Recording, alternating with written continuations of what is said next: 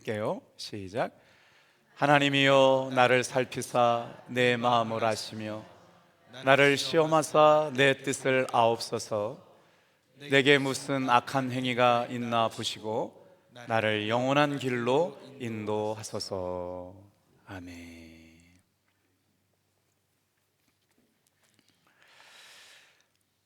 성금요일 아침 기도의 자리에 나오신 성도님 한 분 한 분마다 하나님이 부어주시는 귀한 은혜가 넘치시는 복된 시간 되기를 주님의 이름으로 축복합니다. 어느 문제 있는 학교에서 새롭게 부임하신 선생님이 새 학기를 맞이해가지고 구푼을 새롭게 교실에다 붙여놓았대요. 지금 엄마가 보고 있다. 그 후로 문제 많던 학생들이 조용해졌답니다. 오늘 말씀은 시편 139편에 있는 말씀인데요, 하나님이 나를 살펴보신다라는 단어가 몇 번이나 반복되고 있냐면 7번이나 반복되고 있어요. 하나님이 나를 아신다, 하나님이 보고 계신다라는 단어가요. 다윗은 시편을 몇 편을 썼냐면 73편을 썼어요. 139편 중에 다윗이 73편을 썼으니까 참 많은 시편을 썼잖아요. 그 중에 시편 150시편 중에 그 가장 시편의 월계관이다라고 하는 별칭을 갖고 있는 시편이 139편입니다. 놀랍지 않습니까? 자, 왜 그렇게 시편 중에 최고봉으로 꼽히는 시편이 시편 139편일까요? 인간은 하나님 앞에서 마음을 감출 수도 없고 속일 수도 없는 존재입니다. 더 중요한 것은 하나님만이 인간을 새롭게 고칠 수 있는 분인 줄로 믿습니다. 우리의 마음과 생각을 고칠 수 있는 분이 하나님이시라는 거죠. 그런데 이 마음이 고쳐지는 것은 누구나 할 수 있는 게 아니라 내 마음을 고칠 수 있다고 믿는, 하나님을 신뢰하는 마음, 하나님을 의지하는 마음들이 있는 사람에게 허락된 은혜라고 믿습니다. 오늘 이 시간 우리가 주님의 피와 살을 마시는 귀한 자리에서 나의 삶을 영원한 길로 인도해 주시는 은혜는 어떻게 경험되어질 수 있을까요? 첫 번째로 다 같이 한번 따라해 볼게요. 하나님이여 나를 살피소서. 다윗이 하나님 앞에 기도했던 것처럼 우리의 마음이 오늘도 내 마음과 생각과 입술의 고백을 살피시는 주님 앞에 기도하게 될 때, 여러분, 우리의 삶을 하나님께서 살피시고 영원한 길로 인도해 주실 줄로 믿습니다. 여기서 살피다라고 하는 히브리어의 단어가 뭐냐면 하카르인데요, 마치 광산의 광맥을 찾듯 파헤친다라는 뜻을 갖고 있어요. 하나님은 우리의 내면 속 깊은 곳까지 살피시는 하나님, 여러분, 하카르의 하나님이신 줄로 믿습니다. 다윗은 몇 살에 하나님의 품에 안겼느냐? 다윗은 70살에 죽었습니다. 생각보다 짧죠. 다른 수많은 위대한 영웅들보다 되게 짧은 인생을 살았는데 30살에 왕이 되었습니다. 그리고 놀랍게 여러분, 70살에 죽었는데 30살에 왕이 되었고 몇 년 동안 왕으로 살았느냐면 40년 동안 왕으로 살다가 70살에 하나님 앞에 부르심을 받게 됐어요. 그런데 오늘 시편 139편은 언제 쓴 시냐면 인생에 느지막하게 압살롬의 반람을 경험하고 나서 이제 하나님 앞에 가야 될 때가 얼마 남지 않았다라고 하는 그때에 자신의 삶을 하나님 앞에 의탁하며 나를 살피소서, 나를 보소서, 나를 영원한 길로 인도하소서라고 하는 시편을 짓게 된 것이죠. 자, 인생의 최악의 순간을 지나가면서 그는 한 번도 하나님의 은혜가 아니고서는 자신의 삶을 살아갈 수 있다고 믿지 않았다는 거죠. 하나님의 은혜가 아니었으면 하루도 편한 날이 없었어요. 왕으로 사는 날들은 계속 전쟁을 했어야 되고요. 전쟁 이후에는 또 사랑하는 아들 압살롬이 60살에 반란을 일으키는 것까지 아픔을 경험했던 사람, 그래서 끊임없이 그는 하나님 앞에 살아갈 수밖에 없었던 사람이었는데 오늘 나이 들어서 늙음하게 하나님 앞에 기도하는 이 기도, 나를 살피시며 나를 아시며 내 뜻을 시험하사 아시옵소서, 내 안에 아무도 악한 것이 있지 않게 하셔서 나를 보시고 영원한 길로 인도하소서라고 하는 기도가 우리에게 많은 은혜를 줍니다. 시편 139편은 지극히 개인적인 시입니다. 그런데도 불구하고 우리에게 울림을 주는 이유가 있죠. 인생을 살다 보면 예기치 못한 어려움은 만날 때가 참 많습니다. 오늘 이 새벽에 우리가 기도하면서 그럼에도 불구하고 우리의 삶의 가장 선한 길로, 가장 좋은 길로, 가장 아름다운 길로 인도해 주시는 하나님의 은혜가 있음을 믿고 넉넉히 이기고 승리하는 귀한 종들 다 되시기를 주님의 이름으로 축복합니다. 여러분 혹시 이분 보신 적 있으세요? 하림의 김흥국 회장이라고 하는 분인데요, 올해 나이 68세이신데 초등학교 4학년 11살 때 외할머니가 한번 키워보라고 병아리 10마리를 선물로 받습니다. 그 일로 남달리 가축을 사랑했던, 좋아했던 이 하림의 김 회장은요, 할머니 외할머니로부터 11마리 선물 받은 병아리를 몇 마리로 만드냐면 5,000마리를 만듭니다. 그리고 나서 돼지를 몇 마리까지 만드느냐, 700마리까지 만들어서 몇 살에 축산업자로 데뷔하냐면 18살에 축산업자로 데뷔를 하게 돼서 학교 수업 받으러 왔을 때 회사 직원들이 와가지고 결제 받으러 왔다는 건 유명한 이야기입니다. 18살에 회사 대표가 돼가지고요, 19살에 설립한 황동 농장이 지금 하림의 주식회사 하림의 모체가 되었는데, 제가 왜 고난주간 동안에 이 사람 이야기를 왜 이야기할까요? 그렇게 승승장구할 것 같았던 주식회사 하림은 닭 만드는 회사잖아요. 처음은 다 그냥 닭을 파는 회사로 시작했다는 거예요. 근데 인생의 어려움을 만납니다. 조류독감이라고 하는 그 무시무시한 바이러스가 그 농장에 들어와 가지고요, 농장을 닫을 수밖에 없게 되었다는 거예요. 그런데 여러분, 우리가 고난 속에서 잊지 말아야 될 것은요, 고난 가운데도 반드시 하나님께서는 하나님을 신뢰하고 하나님을 믿는 사람들에게는 피할 길을 열어두심을 믿으시길 바랍니다. 여러분,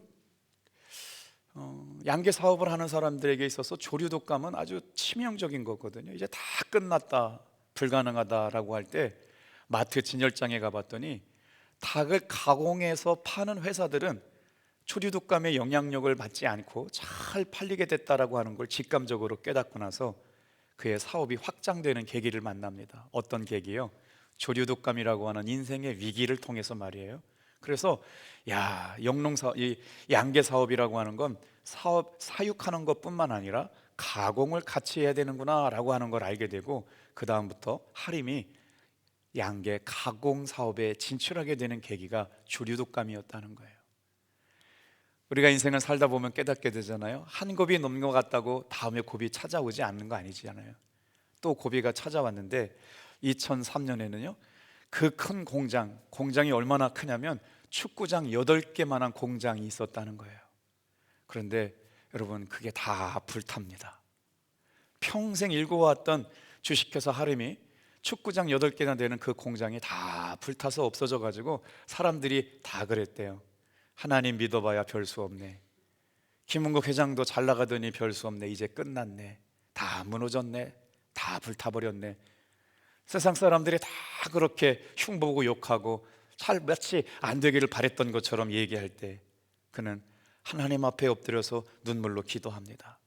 그리고 조류독감으로 무너져도, 공장이 불이 타도 그런 마치 다윗처럼 하나님을 신뢰하면서 다시 시작하면서 그의 도전은 여러분 계속되어 가지고요, 그렇게 하나님의 은혜와 사랑 가운데 복 주시고 인생의 주인이 누구신지를 아는 그분은요, 이리 신광교회를 담임하시는 지금 현직 장로님이신데, 그런 어려움 속에서도 내 인생에 복을 주시는 분이 누구시냐? 하나님이시다라고 알았기 때문에 여러분, 이리 신광교회 이야기를 오늘 말씀을 준비하다가 들어가 봤는데, 교회에다가 이 김은국 장로님이 15,000평을 헌금을 해요.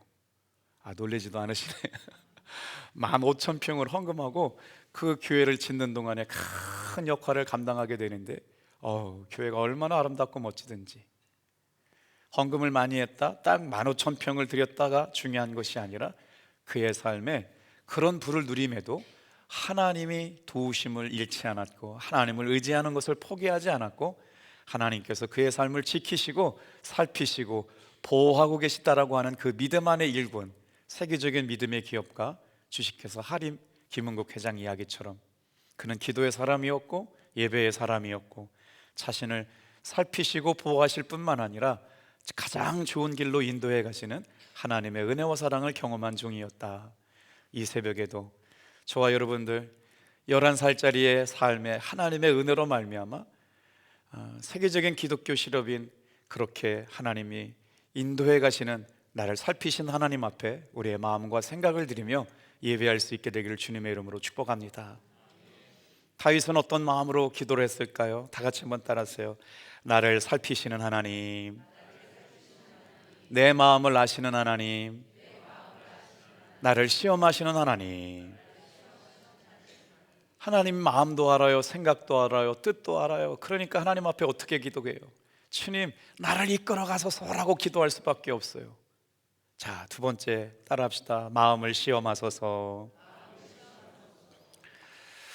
자, 다윗이 하나님을 만났는데 어떻게 하나님을 만나느냐? 지식적으로만 만난 게 아니라 안다라고 하는 히브리어 단어가 굉장히 중요한데요, 야다라는 단어를 써요. 이 야다라고 하는 단어는 어떤 단어느냐? 경험을 통해서 알게 된 하나님을 말합니다. 하나님의 살아계심을 체험을 통해서 알게 된 하나님을 야다의 하나님이라 해요.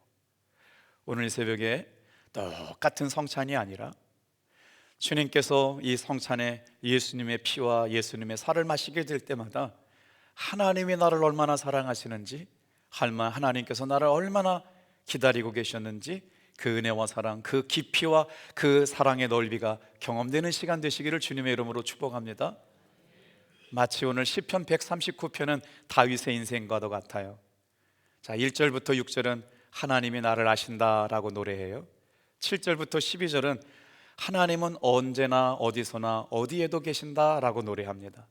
그리고 13절부터 16절까지는 하나님께서 나를 지으셨다라고 고백하고요. 그리고 23절, 24절에는 하나님께서 이제 내 길을 영원한 길로 인도하신다라고 마무리됩니다. 자, 이 말씀을 묵상을 하면서 알게 된 게 있거든요. 다윗이 만났던 어린 시절의 하나님은 어떤 하나님이냐? 전능하신 하나님이었어요. 무소부지하신 하나님이었어요. 그렇게 시작된 하나님께서 그의 다윗의 삶을 인도해 주셨는데, 이제 인생의 황혼기가 들어가서 알게 된 하나님의 은혜는 어떤 하나님이냐? 자신의 삶을 인도해 가시는 하나님이라고 시편 139편이 마무리가 돼요. 그래서 다윗이 하나님 앞에 이런 고백 드리고 있는 겁니다. 23절 같이 한번 천천히 읽어보겠습니다. 시작. 하나님이여 나를 살피사 내 마음을 아시며 나를 시험하사 내 뜻을 아옵소서. 보셨죠? 하나님께서 살피시는 하나님, 하나님께서 내 마음을 아시는 하나님, 하나님께서 나를 시험하셔서 내 뜻까지 아셔서 놀랍게 나는 주님을 의지하고 살아갈 수밖에 없는 존재입니다. 나의 생각과 나의 체질을 아시고 나의 전부를 보고 계세요. 오늘 이 새벽에도 저와 여러분의 전부를 보고 계신 하나님 앞에 마음의 중심을 들여, 예 주님, 제가 주님을 사랑합니다. 네 주님, 주님의 은혜로 여기까지 살아왔습니다. 마음을 다하고 성품을 다하고 힘을 다하여서 천국 가는 그날까지 흔들리지 않게 하여 주시옵소서. 그래서 하나님이 아신다, 내 마음과 생각과 입술의 고백까지 아신다. 여기 아신다라고 하는 뜻에 더 깊은 의미가 있어요. 나의 기쁨도 아신다, 나의 슬픔도 아신다, 나의 눈물도 아신다, 나의 고통과 나의 만족과 나의 연약함도 아신다.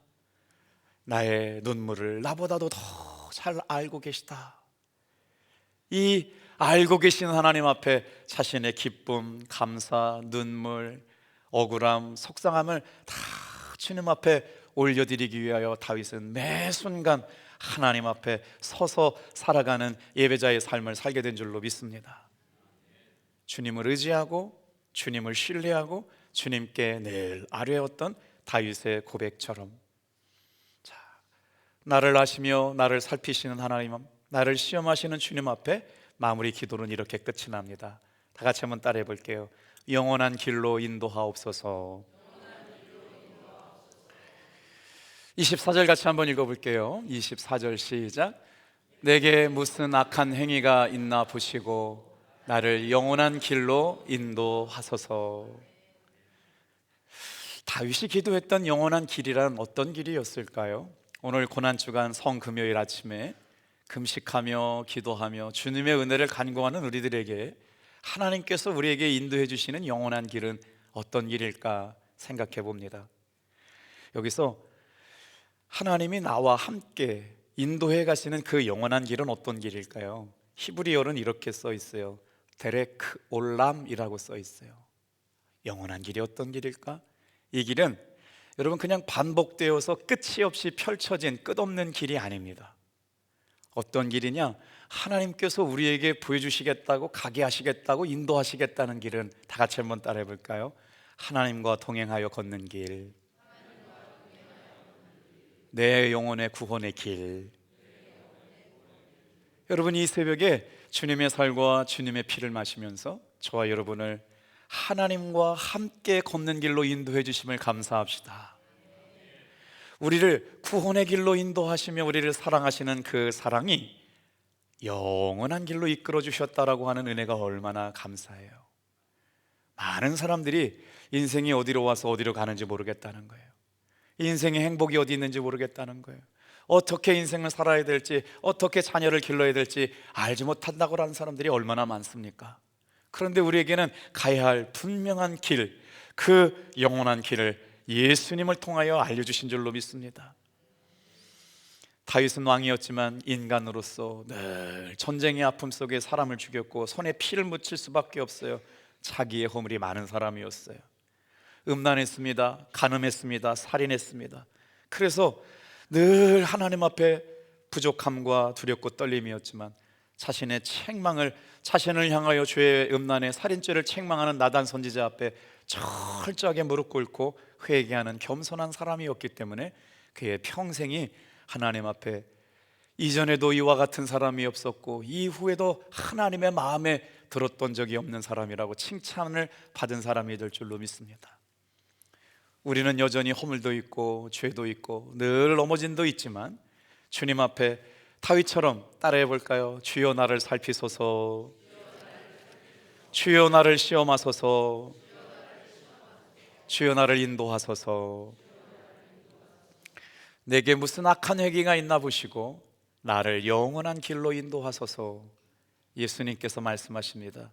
인생의 길이 어딘지 모르는 사람들에게 내가 곧 길이요 진리요 생명이니 나로 말미암지 않고는 아버지께로 올 자가 없느니라. 영원한 길이 누구라고 말씀하세요? 우리에게 영원한 길은 예수 그리스도이신 줄로 믿습니다. 오늘 예수님의 살과 예수님의 피를 마시면서 주님, 내 삶이 끝나는 그날 내 영혼을 주님의 나라, 주님의 구원의 길, 구원의 생명의 길, 사랑의 길 따라서 나를 예수님이 주시겠다는 영원한 길로 인도하여 주시옵소서. 이 길이 분명하게 보여지는 여러분과 제가 되길 축복합니다. 그래서 오늘 하루 십자가를 선택하며 살아갔으면 좋겠어요. 십자가를 선택하는 성도의 삶이란 뭘까요? 용서하지 못했던 사람 용서하는 겁니다. 미워했던 사람, 여러분 마음을 다 내려놓고 먼저 전화하는 것 아닐까요? 내가 먼저 희생하고 내가 먼저 섬기고 내가 먼저 침묵하고 주님이 걸어가신, 그리고 열어놓으신 영원한 생명의 길, 우리 주 예수 그리스도를 깊이 묵상하는 여러분 되시길 주님의 이름으로 축복합니다. 여러분, 우리가 걸어가야 될 신앙의 길, 믿음의 길, 영원한 길은 편한 길이 아닙니다. 이 새벽을 깨워야 되잖아요. 마음은 내버려두면 악해지고 굳어지고 딱딱해지기 때문에 말씀 앞에 조율하고 기도하면서 찬양하면서 우리는 20일 동안 달려왔습니다. 고통의 길 같고 끝날 것 같지 않은 길이지만 여러분, 예수님이 지고 가신 십자가의 길은 여러분 그 길 끝에 우리의 삶을 생명의 부활로 인도하여 주실 줄로 믿습니다. 우리의 길을 영원한 길로 인도하여 주실 줄로 믿습니다. 하나님이 나를 살피시는 것은 무너뜨림을 위한 것이 아니라 살려내시려고 무너뜨리신 줄로 믿습니다. 세우기 위한 손길인 줄로 믿습니다. 하나님께 붙들린 인생은 절대로 망하지 않죠. 우리의 삶의 우선순위를 정해볼 수 있는 날 되었으면 좋겠어요. 내 시간, 내 돈, 내 생각의 중심이 어디에 머물러 있나, 그걸 보면 나의 삶의 방향이 읽혀집니다. 오늘 저와 여러분의 시간과 돈과 마음의 생각이 예수님께 머물러 있어서 주님이 살피시고 인도하시는 귀한 길로 따라가게 될 때 생명을 얻는 귀한 시간이 다 될 줄로 믿습니다. 이제 우리가 결단 찬양을 부르고 예수님의 살과 피를 받게 됩니다. 예수님의 죽으심과 고난받으심 그리고 부활하심을 경험하는 성찬에 참여하게 되는데, 여러분, 이 성찬에 참여하면서 오늘 하루는 꼭 이 질문을 주님 앞에 고백하면서 나왔으면 좋겠어요. 내가 당하고 있는 삶의 고난보다 내가 너를 더 사랑한다 라고 말씀하신다고요. 지금 지고 가는 삶의 고난보다 사랑하는 딸아, 사랑하는 아들아, 내가 너를 더 사랑했다. 이 성찬은 어떤 시간입니까? 하나님이 나를 얼마나 사랑해 주셨는지를 보여주는 사건입니다. 하나님이 나를 얼마나 사랑해 주시는가를 보여주는 사건이 이 성찬입니다. 하나님은 여러분, 나와 여러분을 사랑하셔서 독생자보다 나를 더 사랑하셨기 때문에 예수님께서 십자가의 죽으심으로 말미암아 우리가 나음을 얻게 된 줄로 믿습니다. 그러니 이 성찬에 참여한다는 것은 하나님이 독생자이신 아들 예수님을 십자가에 못 박게 하시고 우리를 구원하셨으니 하나님께서 나 한 사람을 더 사랑하셨다, 너는 그걸 믿고 있느냐? 라고 말씀하시고 질문하시는 그 질문 앞에 주님, 제가 믿습니다, 내가 더 주님을 사랑합니다 라는 고백으로 나올 수 있게 되길 바랍니다. 내가 너를 사랑한다. 내가 내 영혼을 살리기 위해서 십자가에 죽었다. 슬픔, 좌절, 절망, 두려움, 염려, 미움, 증오, 그걸 다 살피시고 그 영혼의 감옥에서 너를 건지려고 내가 십자가를 졌다 라고 말씀하시는 그 말씀 앞에 여러분, 성찬을 받으시고 예수님의 살과 피를 받으시면서 믿음으로 고백하시는 귀한 시간들 다 되기를 주님의 이름으로 축복합니다.